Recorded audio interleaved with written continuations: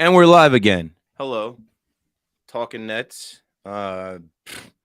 Obviously, everybody's talking Nets. How convenient. No one cares about the Nets, but the Nets are going for the type of care that I don't really care for. They want you to care about them in the wrong ways. Let's go ahead and hit that intro, Alex. We're doing that Brooklyn Nets talk right here on Talkin Nets. Brooklyn, we go hard. Go hard. Talkin Nets. Hosted by Keith McPherson, Robin Lundberg, and Hudson Flynn.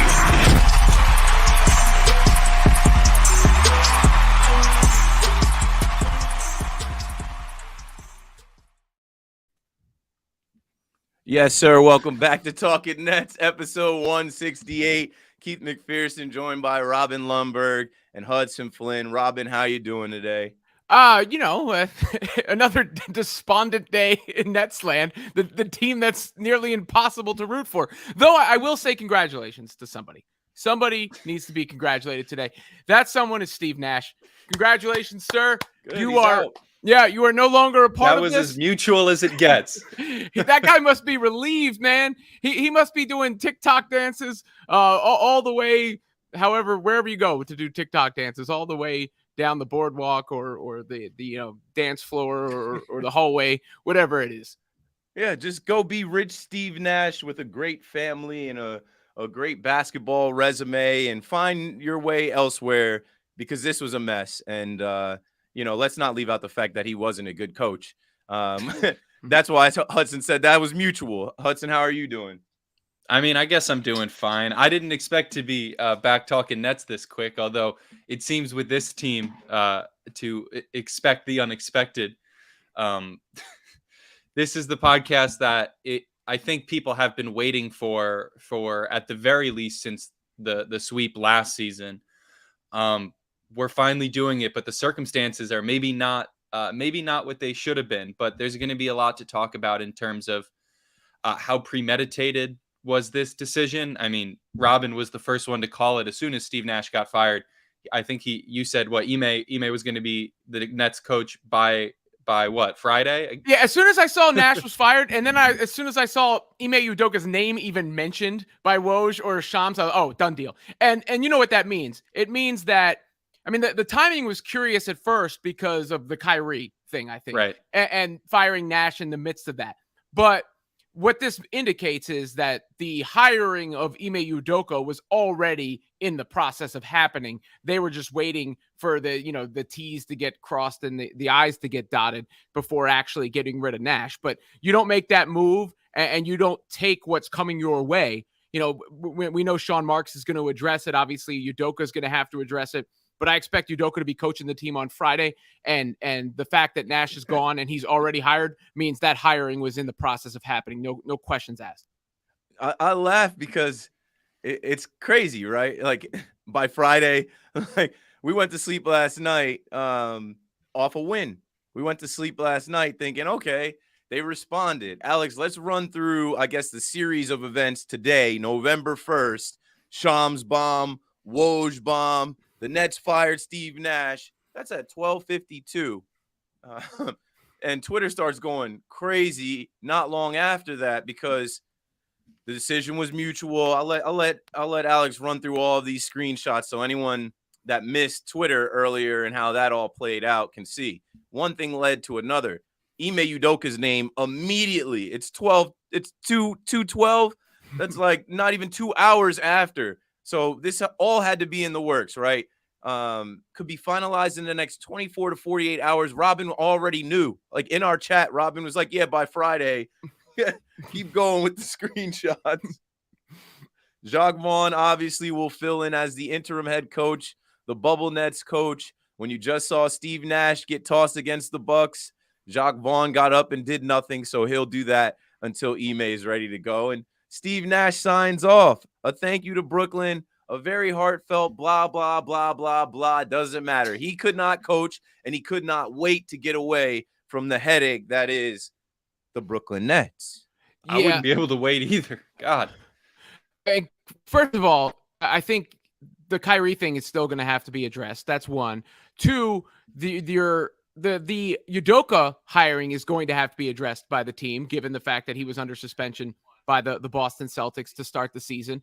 And then 3 is the macro perspective of what this means for the team. Because I expect once Udoka takes over for the team to improve. He's a better coach. I believe will have the respect of some of the players in the locker room, most notably, obviously, Kevin Durant. And I expect the Nets to play better. I expect the Nets to beat the Bulls. I expect the Nets to maybe go on a little bit of a winning streak. Firing a coach tends to galvanize a team for a short period of time. I expect the Nets to be coached better as a whole. But what it might mean is doubling down on this era. And that is, I think, the big question. Do you really want to double down on this era? Or if you're a fan, or is it the reasonable move if you're in management to press the big red button and say enough is enough, buy Kyrie, trade KD, move on and reconstruct the team? I think that's the crossroads you're facing. And a move like this means they're pushing the chips back in. I could be wrong. Maybe. Yeah, I mean, this is a doubling down on controversy, right? You have Kyrie and that radioactive situation, which is still yet to be touched by the Nets or the NBA. And now you're bringing in what was really the first major, personal craziness story of this NBA season, I guess, of the off season.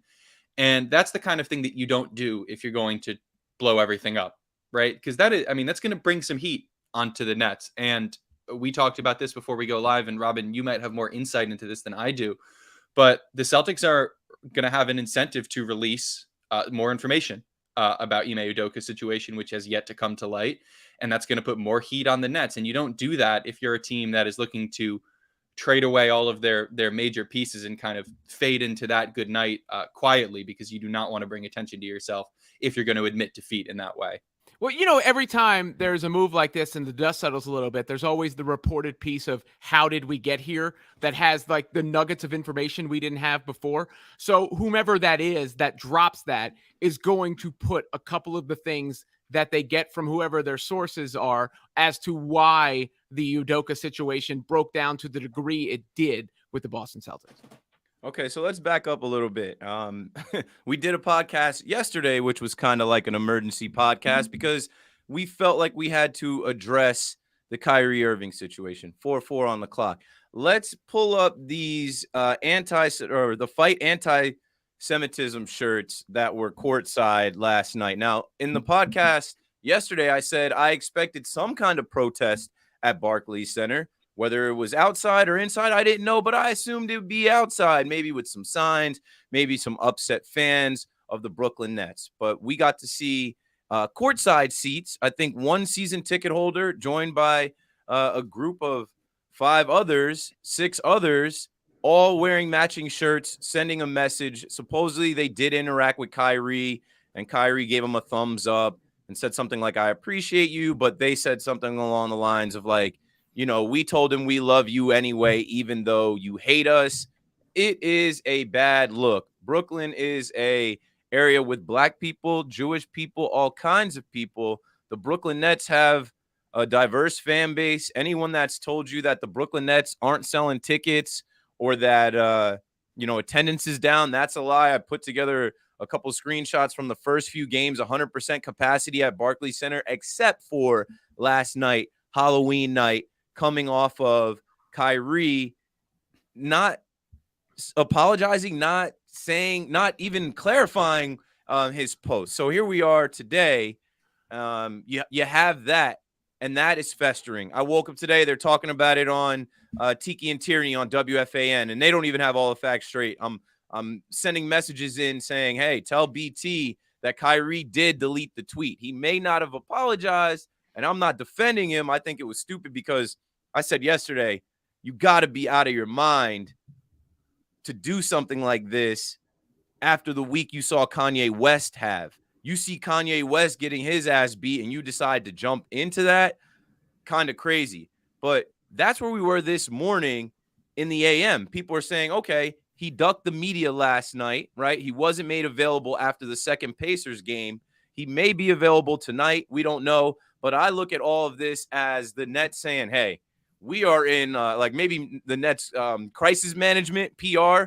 We are in not good space right now. We're 2-5. Please don't forget that the team was losing games. They could have lost that game last night. KD obviously had some heroics, and they were able to hold that team off. But the number one reason for firing Nash, right, is because he can't coach. He couldn't call timeouts, right? He didn't challenge plays when he needed to, his rotations, the defense, whatever. Steve Nash is out. Nets fans applauded that. We were at practice in the park. When Steve Nash came out, he came out to booze. That was weeks before Kyrie did this stupid shit. And even last night, Christian Winfield tweeted out, Kyrie gets announced, the fans cheer. Steve Nash gets announced, and the fans boo. So this was, I think I said this in one of the first couple episodes. If they're losing right now, maybe they're losing and thinking about making a coaching change. They should have did it in the summer. They should have did it after they were swept in the first round. But here we are today. Steve Nash is out.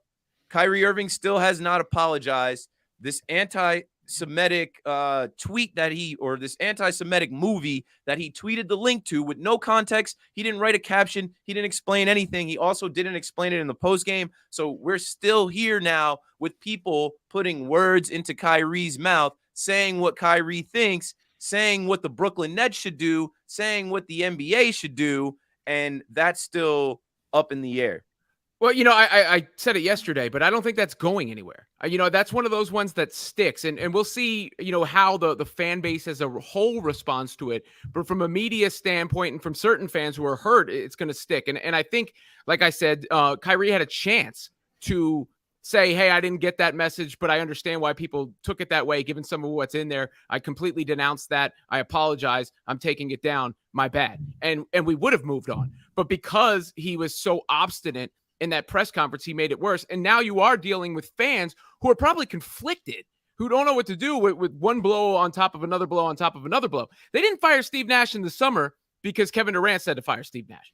And they didn't want to look like they were just bending at his whim at that time to fire Marks and Nash. Knew. KD was on to something. He knew this shit was a circus. And KD played great, by the way, last night. Congratulations to KD, 19th all-time in scoring. He's in the midst of an all-time NBA career.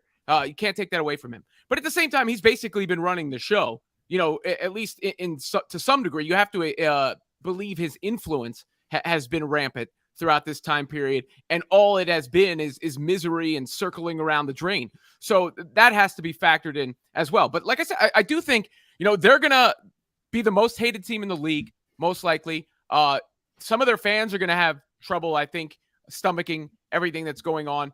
They're likely to become a better basketball team because Udoka's a good coach. He's a good defensive coach. The Celtics were a brilliant defensive team last year. And we'll test that theory of winning cures everything. I think the Nets will test that theory of winning cures everything if they can get on a run right here in the midst of all this. Yeah, and it honestly, like you said, it raises that question of, does winning cure everything?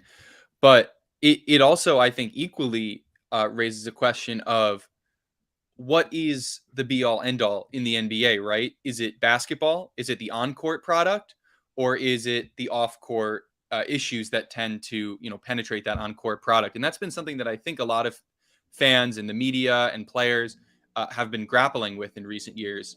I mean, don't get me wrong. Ime Udoka is parachuting into a toxic situation, bringing his own level of toxicity. He's not going to be able to avoid questions about his own conduct. He's not going to be able to avoid questions about Kyrie Irving's conduct.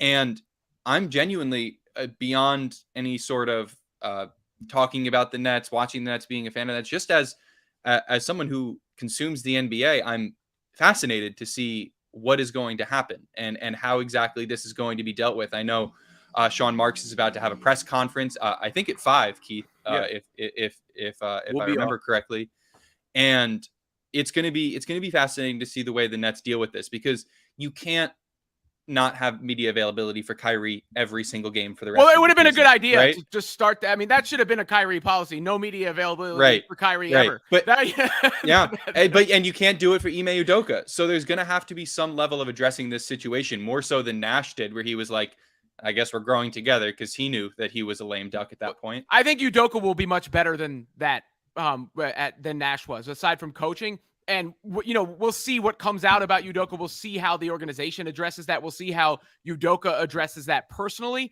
But I'm talking on a day-to-day, week-to-week, it seems like scandal to scandal basis. I think he will be stronger and more assertive in his voice, because Nash was kind of like a spin master, right? And just like he would always, you never knew if you were never getting anything from Steve Nash, never anything of substance. But while I feel good for Steve Nash, like I said, the person I feel bad for is the hiring manager for this PR job. Did you see? I think the Nets are trying to hire a PR job, and they might as well be hiring the this is fine. They're hiring for PR. They're hiring for content. The Nets are hiring across the board, and that's definitely going to be a tough job for whoever ends up taking it. Well, let's take the opportunity to look at this whole thing and look forward, right? The Nets are a mess, and we know that. They know that they're a circus. They're adding more fuel to the fire, bringing Ime Udoka in, and it's not a guarantee that they win, right? I've been a Nets fan for a long time. I've watched the Nets do a lot of things that people thought initially this move makes them a contender. This right here makes them a championship team. It is not guaranteed. So they have to win, right? Let's remember they're 2-5. That's not a great start. They have a game tonight against the Chicago Bulls. Then they hit the road for 3 games. They face the Wizards, the Hornets, the Mavericks. Those are winnable games. And then they come home Wednesday, November 9th, and face the New York Knicks. And we're in New York. You can't escape it. All these Knicks fans are taking a victory lap like they dodged a bullet, like, oh, this was an epic fail. All that we need to know as Nets fans, right? It's tough. It's tough to separate your morals or how you would do things from your fandom and the team you root for, right? I watch basketball. I watch the NBA. There were years where the Nets were trash, and I was more keyed in on individual players. As the Nets started winning again and the Nets started developing their culture, I got more back into the Nets because they looked like they had promise to compete at the top of the NBA. They went the superstar route, and in going the superstar route, you kind of put your organization in the hands of the superstars, what they want, right? Kenny Atkinson, we all looked at, was fired. We thought he was a good coach, Kenny. We all looked at that as, okay, these guys, they don't respect him. They don't want to be coached by him. They got him out of here. Hudson and I did the episode when they announced Steve Nash. We were completely shocked, but we were cool with it. We knew that Steve Nash had been at Golden State as an assistant or whatever, had some rapport with KD, probably had the respect of Kyrie, who had came out and said, we don't need a coach, any night. Any one of us could be a coach. Because he's had like 10 coaches, Kyrie. He has that about 10 BS. coaches. And we all know that's BS because we watched them get swept out of the first round against Ime Udoka and a Celtics team that shut down KD, and they looked well coached. And you see teams make it that are well coached. Monty Williams and the Suns. Steve Kerr kind of got a great team handed to him, but they're still well coached. Mike Budenholzer and the Bucks. You need a coach in the NBA. You need someone to steer the ship. You need someone to help you out with the officials, to call timeouts, to challenge plays, to set rotations, and to be able to adjust at halftime. And what we think now is that the Brooklyn Nets have one of those guys. He was here before. So you hope that he has some rapport from then, and you also hope that whatever the Celtics throw into this firestorm, whatever else is uncovered, because that's something we just talked about, and I said before, hey, more is going to come from this, right? Anyone that doesn't like Ime Udoka or doesn't like the Brooklyn Nets, they're going to be digging and prying and looking to throw more fuel on this fire. So buckle up, folks. If you love basketball and you don't love drama, the Brooklyn Nets are not for you. Yeah, I mean, I think I feel confident saying the Nets are going to be better. Will people feel better about rooting for them? That's a tough proposition. I think they win the game Ben Simmons doesn't play right now just because no shot at Ben. He's just not ready all the way yet, and it allows Claxton to be at his best. And I think Udoka might be the kind of coach who has the guts to break up that tandem full-time, play Ben Simmons at center, put guys in the maximum position to succeed, where you've got Joe Harris, Royce O'Neal out on the floor together, stuff like that. So I do expect him to be a more authoritative voice. I do expect the team to play better. What I can't say is that we're all going to be rah-rah about it. That remains to be seen on how things are handled. Kyrie's in the last year of his deal, how that's resolved. It's just it's a lot. In 2 words, it's a lot.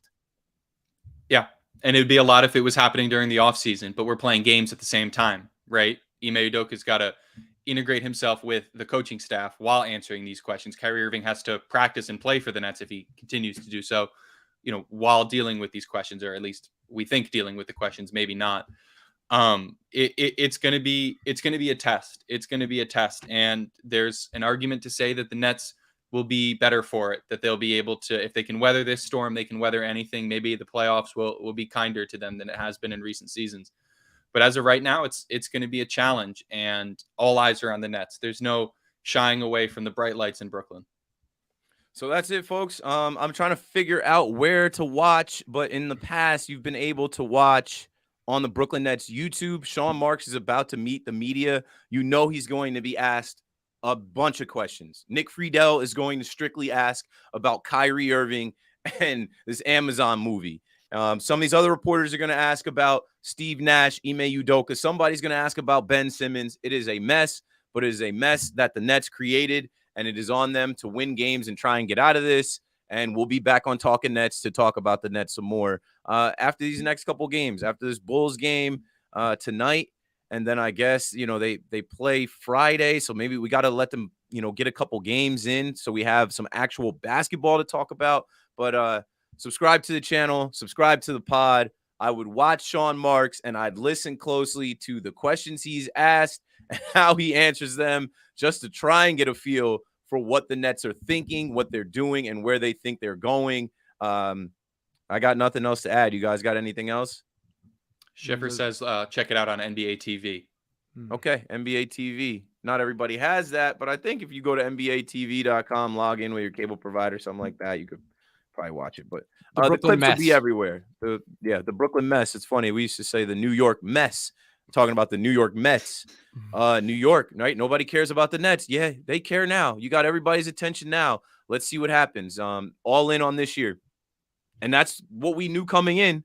But now they've just anteed up, and we'll see. It's going to be interesting. It might not be interesting basketball, but it's going to be interesting to talk about, and that's why we're here. All right, I got to watch this press conference. These guys got stuff to do. Thanks for joining us. Like this, subscribe to this, and make sure you subscribe to the pod. We got a game tonight. Go beat the Chicago Bulls, and we'll see if Kyrie Irving talks to the media after.